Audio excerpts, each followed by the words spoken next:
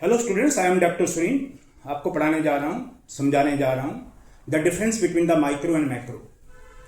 Word meaning को ही देखें तो माइक्रो मैक्रो का डिफरेंस आपको पता चल जाता है। माइक्रो हो गया स्मॉल यूनिट, कोई अकेला व्यक्ति, इंडिविजुअल कंज्यूमर, कोई अकेली फर्म। और मैक्रो हो गया इकोनॉमी एज ए होल, जब हम पूरे कंट्री की बात करते हैं, हमारी नेशनल इनकम, इन्फ्लेशन कंट्री के लेवल पे क्या है।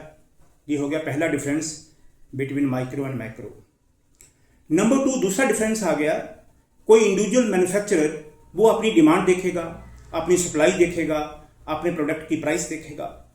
कंट्री के लेवल पे हम देखेंगे कि हमारे कंट्री के लेवल पे कुल मिला के एग्रीगेट डिमांड कितना है, कुल मिला के एग्रीगेट सप्लाई अवेलेबल कितना है, हमारी प्रोडक्शन कितनी हो रही है, और हमारा जनरल प्राइस लेवल क्या है, स्टेबल है कि नहीं है, प्राइसेस बढ़ रहे हैं या प्राइसेस कम हो रही हैं।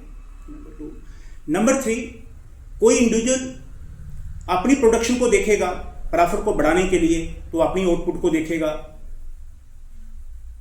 और कंट्री के लेवल पे हम पूरे कंट्री की आउटपुट जीडीपी के तरीके से देखेंगे कि हमारे कंट्री का जीडीपी पहले की तुलना में बढ़ा है, कितने % बढ़ा है।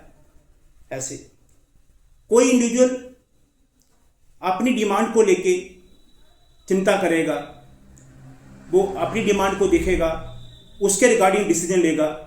कंट्री के लेवल पे इकोनॉमी एज ए होल देखा जाएगा और इकोनॉमिक एग्रीगेट देखे जाएंगे।